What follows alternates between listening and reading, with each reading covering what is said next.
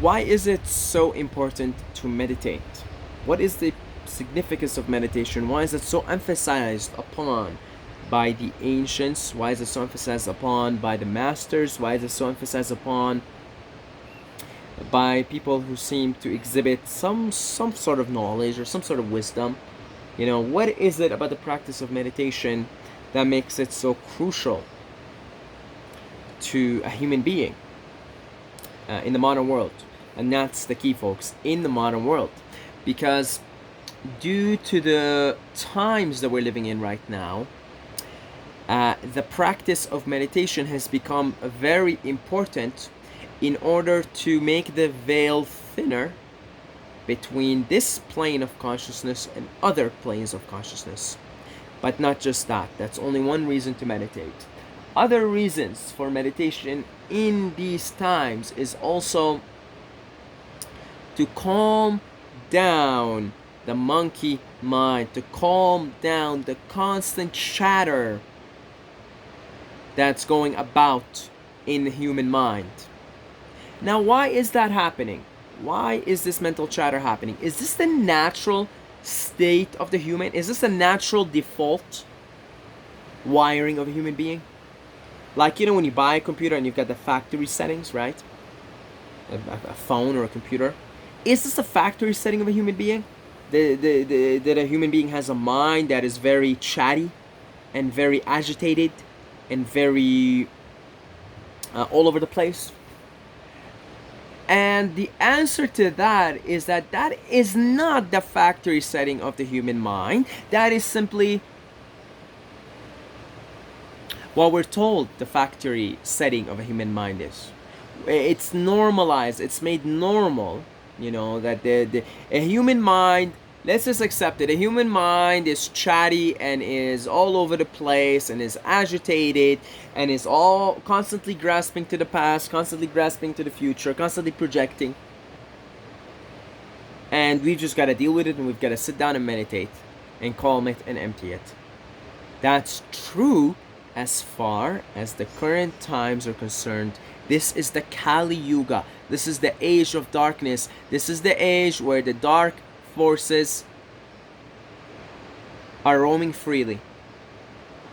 Okay, this is the age. This is the age of deception. The dark forces are masters of deceit.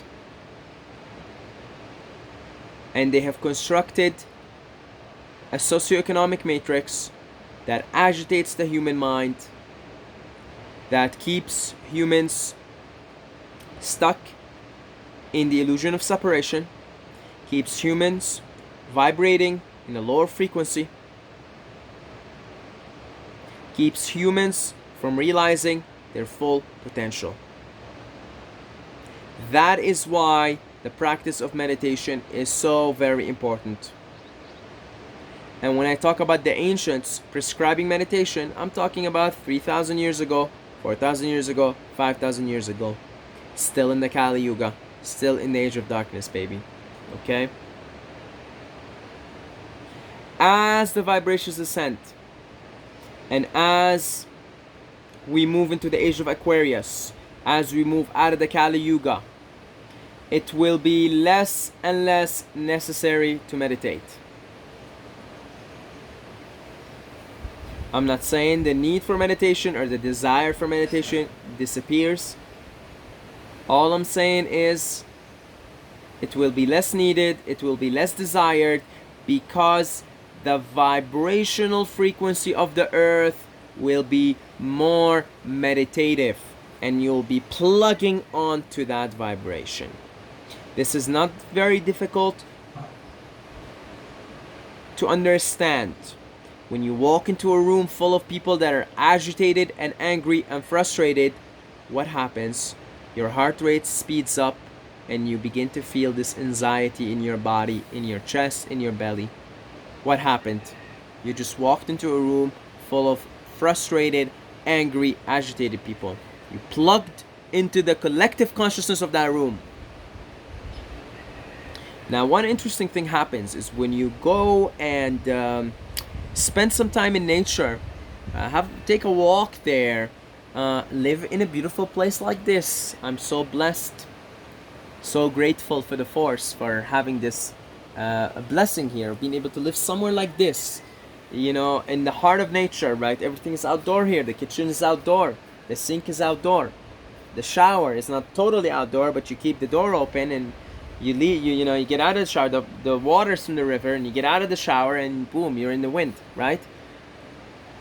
Doors are open all the time, windows are open all the time, so you feel like you're always, you know, outdoor, you're surrounded by trees, right?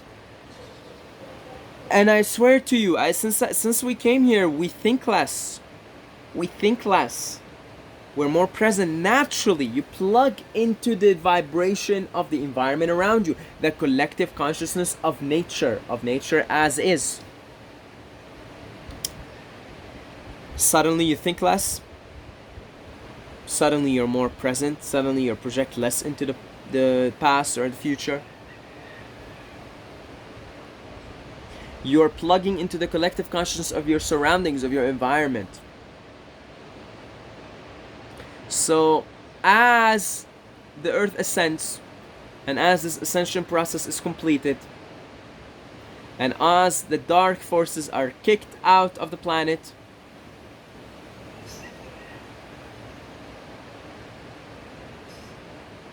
the collective consciousness of the whole planet, not just one particular part of it, becomes so high to the point where you're walking in the midst of a meditative state, no matter where you are. The people are elevated, everyone, all humanity is elevated, the animals are elevated in consciousness, everything is elevated, the plants, the trees, the earth, the soil,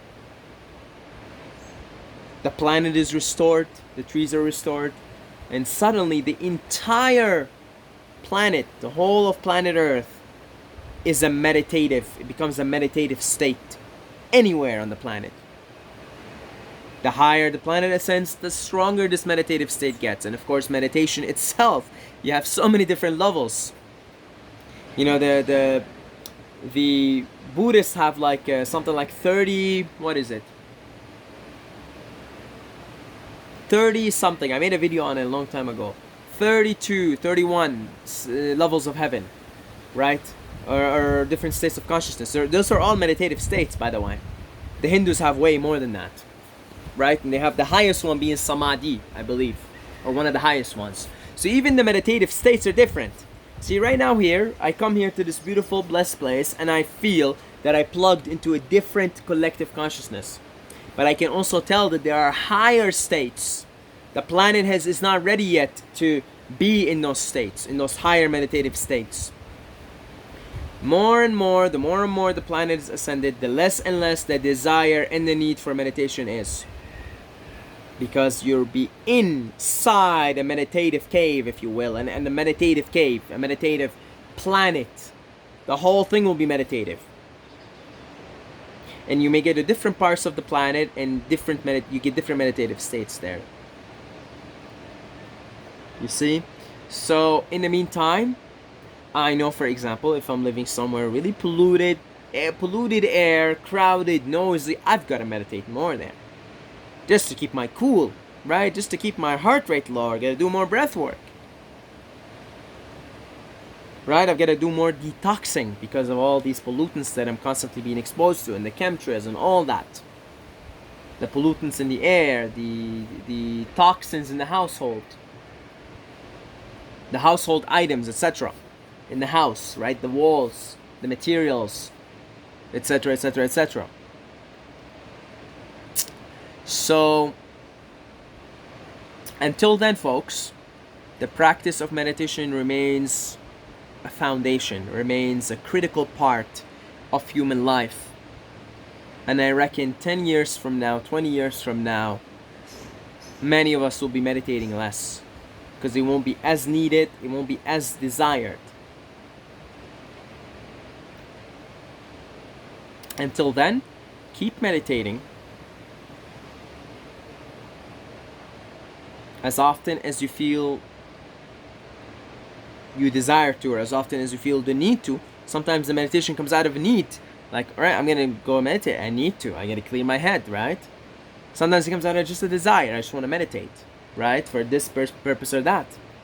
And yeah, there's different meditative states here. So even when we live, I mean, I'm not saying, oh, people are gonna stop meditating, but when we live in when the vibrations all around the earth are so high, and you go to meditate, because you still want to, probably still, all of us still want to meditate to some extent. You may sit there, 5 minutes, you're flying high, you're going somewhere else, right? To make this even more understandable for you folks who have experimented with psychedelics and you've experimented with meditation on psychedelics, you know, you just sit cross-legged in 5 minutes on, say, half a tap of acid or 2 grams of mushrooms, and you're flying high, because these molecules, these substances, make it easier to get in meditative states. Now think of the vibrations of the earth rising so high to the point where, like, the whole thing is meditative, and if you sit down cross-legged, close your eyes, maybe 5 minutes, you can go into like samadhi, for instance, right? So pretty cool stuff. I'm really, really happy to be alive in these interesting, beautiful times. And yeah, this is going to be an interesting decade, folks. This is going to be a very, very interesting decade. That's about it.